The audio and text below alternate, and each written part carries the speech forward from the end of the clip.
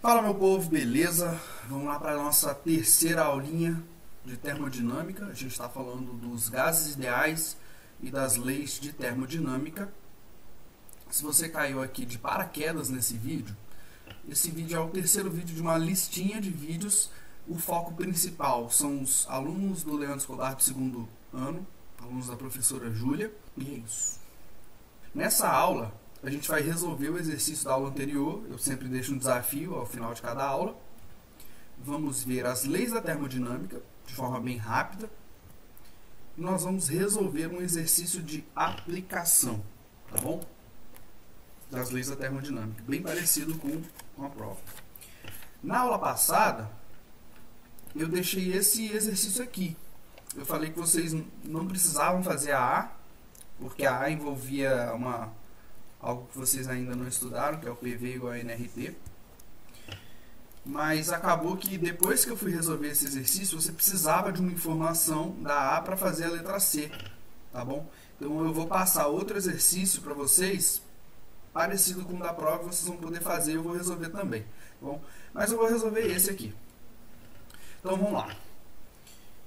5 mols de um gás se encontram a temperatura de 600 kelvins, ocupando o volume de 0,5 metros cúbicos.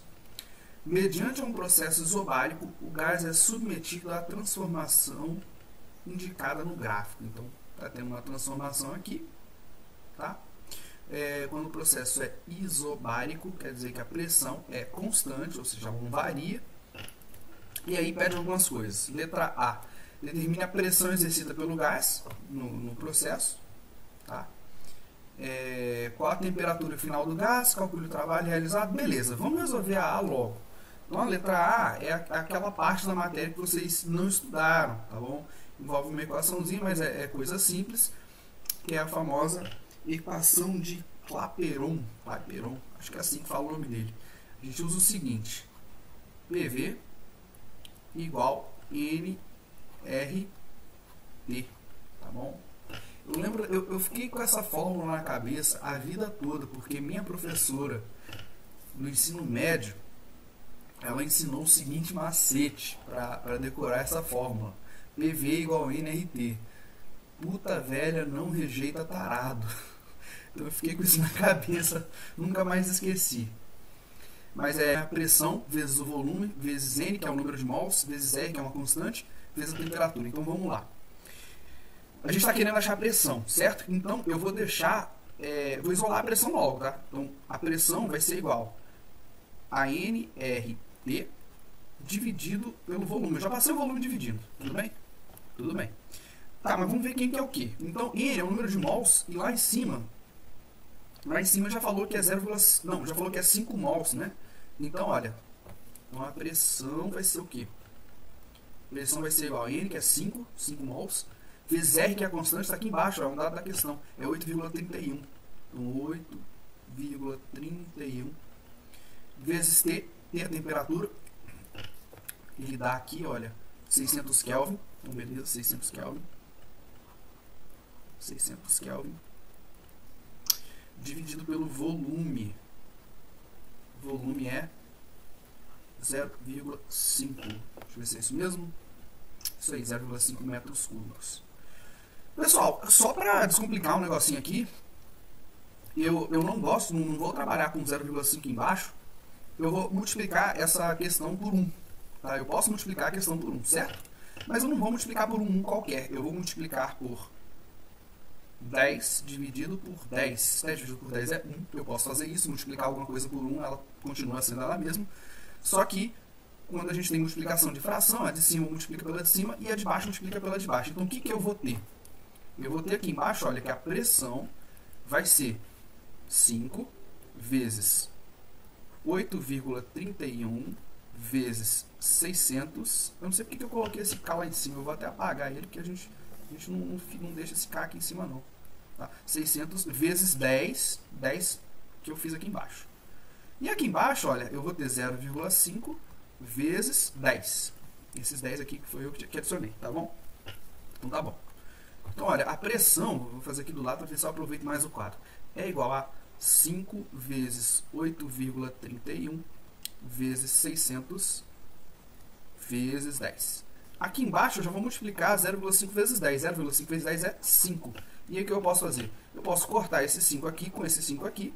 Então eu vou ficar com a seguinte pressão. A pressão vai ser P é igual a 8,31 vezes... Vou já multiplicar 600 por 10, dá 6.000, tá bom? 6.000. Beleza, agora é tranquilo, tá? Agora é só multiplicar 8,31 vezes 6.000. Eu vou fazer aqui do lado, tá? Eu não preciso colocar 600. Eu vou colocar só 6 e depois eu adiciono 3 zeros, tá? Então, olha só. Vou multiplicar 8,31 vezes 6, tá bom? Então, vamos lá. 6 vezes 1, 6. 6 vezes 3, 18. Vai 1. 6 vezes 8, 48. Mais 1, 49. 49. Olha, tem duas casas depois da vírgula, então aqui embaixo eu coloco duas casas também. Mas eu não estou multiplicando por 6, eu estou multiplicando por 600. Não, 600 não, 6.000, perdão.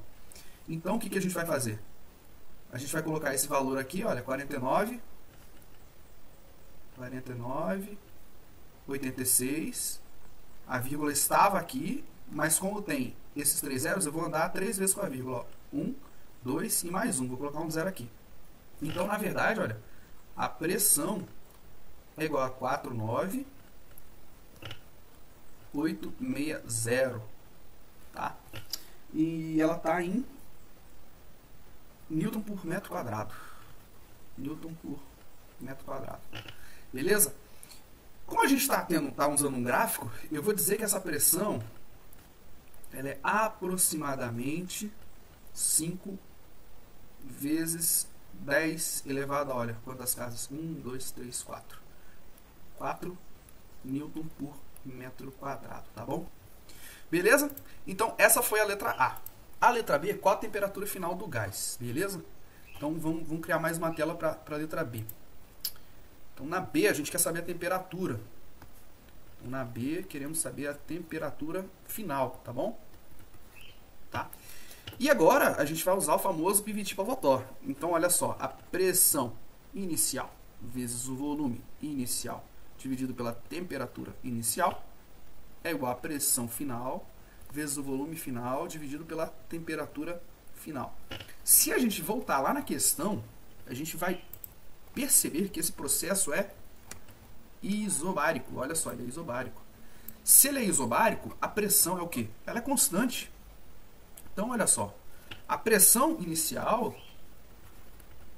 é igual à pressão final.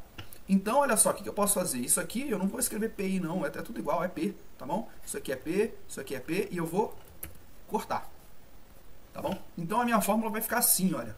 Volume inicial dividido pela temperatura inicial é igual ao volume final dividido pela temperatura final. E é a temperatura final que a gente quer encontrar. Se a gente voltar ao exercício, a gente vai ter os dados, né? Então, olha só. Vamos ver. 5 mols. Temperatura, ó, 600 Kelvin é a temperatura. O volume ele fala 0,5 até 0,1. Ah, tá. Olha só. O volume, ó, tá aqui, olha. Volume aqui embaixo, ó. Volume inicial e o volume final. Tá bom? Beleza. Lembrando, gente, vocês têm que colocar 0,5 no volume inicial, porque olha para onde está indo a transformação, está indo para lá, tá bom? Então vamos lá. Então nós já temos os dados. O volume inicial, vou fazer de vermelho, né, para manter um padrão. O volume inicial é 0,5, tá?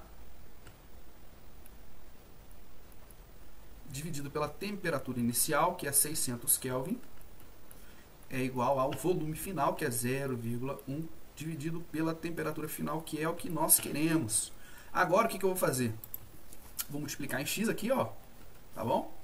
Vamos lá. 0,5 vezes TF é igual a 0,1 vezes 600. Para facilitar, eu posso multiplicar a minha equação toda por um valor, se eu quiser, tá bom? Só se eu quiser.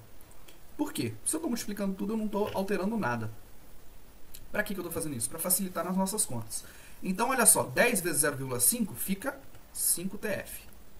Então, multipliquei o lado esquerdo por 10. Agora, vou multiplicar o lado direito também por 10. 0,1 vezes 10, 1. 1 vezes 600. Tá bom? Então, olha só. Temperatura final é igual a 1 vezes 600, 600. 600 dividido por 5. 600 dividido por 5. 120 Kelvin. Beleza? Então, nós já resolvemos a letra B. Letra C. Vamos ver o que pede aí na letra C. Deixa eu beber. Vamos lá. O que pede na letra C? Calcule o trabalho realizado na transformação, indicando como esse cálculo pode ser feito por meio do gráfico. Beleza. Olha só, nós já temos um gráfico aqui. E a gente já estudou, a gente sabe que a área dessa curva, ela é numericamente igual ao trabalho, tá bom? Então o que a gente precisa fazer? A gente precisa calcular a área da figura. Ora, se é um retângulo é muito fácil, é só multiplicar a área da base. A área da base, olha só, é isso aqui. É 0,5 menos 0,1, que é 0,4, tá bom? Então a área da base é 0,4. E a altura? A altura é 5 vezes 10 elevado a 4, que é 5 acompanhado de 1, 2, 3, 4 zeros, né? 50 mil. Tranquilo, é só multiplicar. Então a área vai ser 50 mil.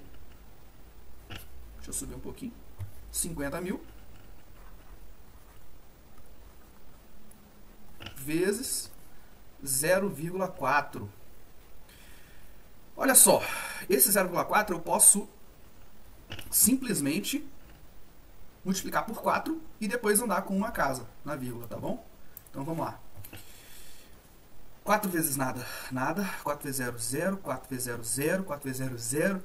4 vezes 5. Quanto que é 4 vezes 5? 20. Tá bom? Aí tem uma vírgula depois do zero, então eu vou fazer isso aqui. Tá bom? Então o nosso resultado aqui, olha, é 20 mil. Então o nosso trabalho vai ser 20 mil joules. Tem mais alguma coisa nessa questão? Deixa eu ver. O trabalho em questão é realizado pelo gás ou sobre o gás? Deixa eu pensar. Então, olha só, meu povo. O volume, ele está diminuindo. Então, quer dizer, o gás está sendo o quê? Comprimido. Então, olha só, na letra D. O trabalho está sendo realizado sobre o gás. Beleza? Se fosse pelo gás, imagina um gás que ele está se movimentando. Então você está esquentando um gás, por exemplo, está aumentando a pressão e ele está fazendo um êmbolo subir. Então está aumentando o volume. E aí é o gás que está realizando o trabalho. Agora, se é sobre o gás, então imagina que eu dei um gás aqui preso numa seringa e eu estou apertando o êmbolo. Eu estou fazendo o trabalho. Então é sobre o gás, tá bom? Isso a gente vem analisando o gráfico. Então, se a gente olhar esse gráfico aqui, olha, a gente vai ver, olha, que o volume está diminuindo. Então, primeiro era 0,5 metros cúbicos, depois 0,4, 0,3, até no fim ficar 0,1, tá bom? Beleza. Voltando aqui.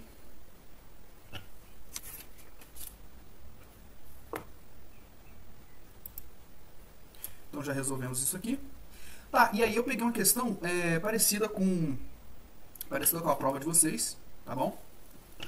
A pressão de um gás ideal varia com o volume de acordo com o gráfico abaixo. Calcule o trabalho da força aplicada ao gás durante a compressão do estado A ao estado B. Beleza? Então, olha só. Vou fazer aqui para vocês. Vou resolver essa também. Ok. Então, olha só. A gente sabe que, numericamente, você só precisa calcular a área desse trapézio. Tá bom? Então, vamos lá. Eu tenho... Para calcular a área do trapézio, olha, a área do trapézio é igual a base maior mais base menor, tanto faz a ordem, tá? Vezes a altura dividido por 2, tá bom? Então, olha só, primeiro a gente precisa identificar quem que é a base maior e quem que é a base menor. Isso aqui, gente, é um trapézio deitado, tá? Vou até copiar aqui e vou até mostrar para vocês, ó. Só pensa aí na figura geométrica, ó, vou colar aqui, olha, ó. Vou cortar isso aqui só para mostrar que isso é um trapézio, tá? Ó, vou girar aqui, ó. Pronto, nós temos o nosso trapézio, tá bom? Ó, nós temos o nosso trapézio aqui. Beleza? Só calcular a área disso. E aí, olha só, vamos identificar. Vamos identificar aqui. Isso aqui do lado é a base maior. A base maior está valendo o quê? Coloca 6, não, gente. Pelo amor de Deus, olha. É 6 vezes 10 a quinta, tá? 6 vezes 10 a quinta. A base menor está valendo 2. 2 o quê? 2 vezes 10 a quinta. Então, vamos lá. Aqui, ó. 6 vezes 10 a quinta. Aqui, 2 vezes 10 a quinta. E a altura? Quanto está valendo a altura? A altura, gente, é de 2 até 8. De 2 até 8 vale quanto? 2, 3, 4, 5, 6, 7, 8. Está valendo 6. Então, a altura, ó, é 6. Não coloca só 6. É 6 vezes 10 a menos 3, tá bom? Então, a altura... 6 vezes 10 elevado a menos 3. Então, beleza. A fórmula para calcular a área do trapézio é igual a base maior, que é 6 vezes 10 a quinta, mais a base menor, que é quanto? Deixa eu ver. 2 vezes 10 a quinta. 2 vezes 10 a quinta. Vezes a altura. A altura, olha, é 6. É 6 não? 6? 6 vezes 10 a menos 3, tá? 6 vezes 10 a menos 3. Tudo isso dividido por 2. Antes de tudo, vamos realizar a soma. Olha, 6 vezes 10 a quinta mais 2 vezes 10 a quinta. 6 mais 2, 8. Então, olha, a área do trapézio é igual a 8 vezes 10 a quinta. Tudo isso vezes a altura, que é 6 vezes 10 a menos 3. Tudo isso dividido por 2. Agora, gente, eu vou separar em duas contas. Primeiro, eu vou deixar só de um lado os números 8, 6 e 2. Do outro lado, eu vou trabalhar logo com as potências, tá bom? Então, a área total, ó, a área total, não, a área do trapézio, é igual a 8 vezes 6 dividido por 2, tá bom? Vezes 10 a quinta, vezes 10 a terceira, a menos 3, né? Então tá, beleza. Olha, aqui, tranquilo, né? 8 dividido por 2 é 4. Aí fica 4 vezes 6. Vezes 10. Potência vezes potência. A gente repete a base e subtrai os expoentes. E soma os expoentes. 5 menos 3, 2. Então, a área do trapézio é igual a 4 vezes 6, que é 24, vezes 10 ao quadrado. Ou seja, a área do trapézio é igual a 2, 4, 10 tem 2 zeros, então 1, 2. É isso aí. E a gente sabe que a área do trapézio é numericamente igual ao trabalho. Então, o nosso trabalho aqui, olha, é igual a 2.400 joules, tá bom? Lembra sempre de colocar joule, trabalha em joule, meu povo. Vamos voltar para a aula. Então, já resolvi aqui. E agora, nós temos um exercício dessa aula que é parecido com o exercício número 3 da prova, mas antes a gente vai revisar as leis da termodinâmica. Vamos ao problema. Um sistema gasoso ideal troca com um meio externo 300 joules em forma de calor. Considerando que esse processo seja um resfriamento isovolumétrico, determine o trabalho e a energia interna, respectivamente. Tá. Primeiro, eu vou falar das leis da termodinâmica. É só uma passada, só um resumo. No fim do vídeo eu vou indicar um canal legal que explica muito bem sobre as leis da termodinâmica. Se eu fosse explicar o que é cada uma delas, precisaria de 3 vídeos, um para cada, tá bom? Então vamos lá. Lei 0 da termodinâmica. Eu vou precisar que vocês pensem numa situação hipotética, tá bom? Imagina lá que você acorda de manhã e faz aquele café quentinho. O café, quando ele ferve, né, a água ferve para fazer o café, o ponto de fusão da água é 100 graus Celsius, tá? E o café fica bem quente ali, fica mais ou menos uns 90 graus Celsius ali, porque ele dá uma resfriada quando passa pelo coador, tá? Pergunta: se você não beber esse café, se você esquecer dele, se você deixar ele lá no ambiente, o que vai acontecer com ele? Você provavelmente pensa, ele vai esfriar. tá certo, não tá errado. Mas na verdade, o que vai acontecer? Ele vai entrar em equilíbrio térmico com o ambiente. Então, se você está aqui em Guarapari, o ambiente, digamos que está uma temperatura amena aí de 28 graus, por exemplo, seu café está 90 graus Celsius. Se você esquecer ele lá, deixar lá um dia, ele vai ficar na mesma temperatura do ambiente. Então, tanto o ambiente quanto o café vão estar em equilíbrio térmico. Os dois vão estar a 28 graus Celsius. Se você fizer uma experiência parecida com um copo de água, né? Imagina que você fez as duas coisas. De manhã, antes da escola, você pegou o café quente, fervendo, não era num copo Stanley desse não, tá? Era uma xícara mesmo. Você colocou uma xícara de café fervendo e pegou um copo de água, encheu de gelo e fez o quê? Deixou o tempo passar. O que vai acontecer com esses dois objetos aí quando você chegar à noite em casa? Os dois vão estar em equilíbrio térmico, eles vão estar na mesma temperatura do ambiente. Se o ambiente estiver a 28 graus Celsius, tanto o café que antes estava quente, quanto o copo de água que estava a quase de 0 graus Celsius, eles vão estar a 28 graus Celsius. Quando dois objetos entram em contato, eles entram em equilíbrio térmico. Se você pegar dois objetos encostarem um no outro, eles vão entrar em equilíbrio térmico. Então, a lei zero da termodinâmica diz que se dois sistemas estão em equilíbrio térmico com o terceiro sistema, eles estão em equilíbrio térmico entre si. Essa lei que não parece assim tão relevante, né? É extremamente importante que ela garante o funcionamento, por exemplo, dos termômetros. Então, se eu pego um termômetro e verifico que um objeto aqui está a determinada temperatura, e se eu pegar esse mesmo termômetro e verificar que outro objeto em outro lugar está em outra temperatura, na mesma, no caso, né? Os dois objetos, por exemplo, estão a 10 graus Celsius, por exemplo. Então, eles estão em equilíbrio térmico entre si, tá bom? E aí, vamos falar rapidinho da primeira lei da termodinâmica. Ele é o princípio de conservação da energia. Um princípio importantíssimo, inclusive, tá? E diz que a energia não pode ser criada ou destruída, apenas transformada. E aí, aplicando aí na termodinâmica, o que ela diz? Em sistemas termodinâmicos, a energia interna de um gás pode mudar devido ao calor adicionado ou trabalho realizado. E aí entra uma equaçãozinha que a gente vai usar para resolver um exercício, que é ΔU igual a Q menos W. Onde ΔU é a variação da energia interna, tá bom? ΔU, variação da energia interna. Q é o calor transferido, tá? Então, se eu aquecer esse objeto, então vai mudar aí a energia, tá?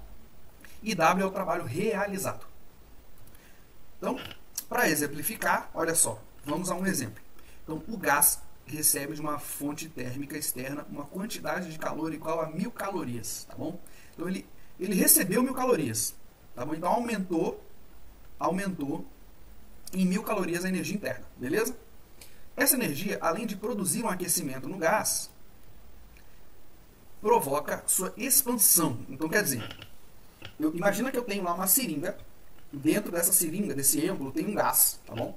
E eu forneci calor. Digamos que eu acendi um isqueiro debaixo dessa seringa, tá? E começou a aquecer. Eu forneci 1000 calorias. Só que a agitação das moléculas de gás, né, que tem um monte de moléculas de gás lá dentro, foi tão grande que ela fez o êmbolo realizar trabalho. Ele subiu. Então, o que aconteceu? Ele realizou 600 calorias de trabalho. Então, olha só, vamos exemplificar. A situação inicial é que o gás estava lá comprimido no estado natural dele, tranquilo. O gás está lá a 1000, o gás está lá quietinho. E você fornece 1000 calorias de calor, você esquenta o negócio. Então, aquelas moléculas começam a se chocar entre elas, tá bom? E isso faz com que o êmbolo vá para cima e realize 600 calorias de trabalho, tá bom? Então, a gente aplica a primeira lei da termodinâmica, quer dizer, a variação de energia interna é o calor recebido menos o trabalho realizado, e aí fica, olha, ΔU igual a 1000, que é as calorias que recebeu, menos o trabalho realizado. Então, olha só, 1000 menos 600 igual a 400 calorias. Então, quer dizer, ele ficou ainda com uma quantidade extra, uma variação de energia extra. Tá bom? Agora, a segunda lei, que é o princípio de entropia, fala que o calor flui naturalmente de um corpo mais quente para um corpo mais frio, e é impossível criar uma máquina térmica 100% eficiente, ou seja, que converta todo o calor em trabalho. Sempre haverá alguma perda. Essa lei, gente, entra aí na parte estatística, uma lei, assim, que não é tão trivial, tá bom? Mas a gente só colocou algumas consequências dela, uma coisa bem reduzida, tá bom? Se você quiser saber mais, no fim, eu vou te dar algumas indicações. E aí, com isso, a gente consegue resolver o terceiro exercício da prova. Não é igual, mas é bem parecido. Então, olha só.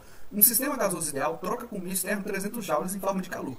Considerando que esse processo seja um resfriamento isovolumétrico, ou seja, o volume é constante, determina o trabalho e energia interna, respectivamente. Beleza? Rapidão, vamos lá resolver isso aqui. Deixa eu só marcar aqui uma coisa. Então, vamos lá. Então, questão número 3. Olha só. Então, um sistema gasoso ideal troca com o meio externo 300 joules em forma de calor. Olha, ele troca calor. Então, olha só. Calor é Q.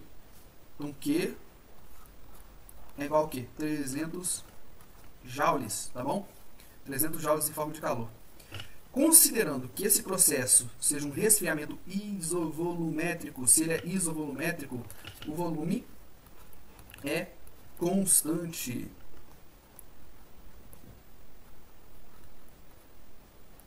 Determina o trabalho e a energia interna. Gente, se o volume é constante, meu povo, o trabalho é zero. Volume constante, trabalho zero. Tá bom? Volume constante, trabalho zero. Por quê?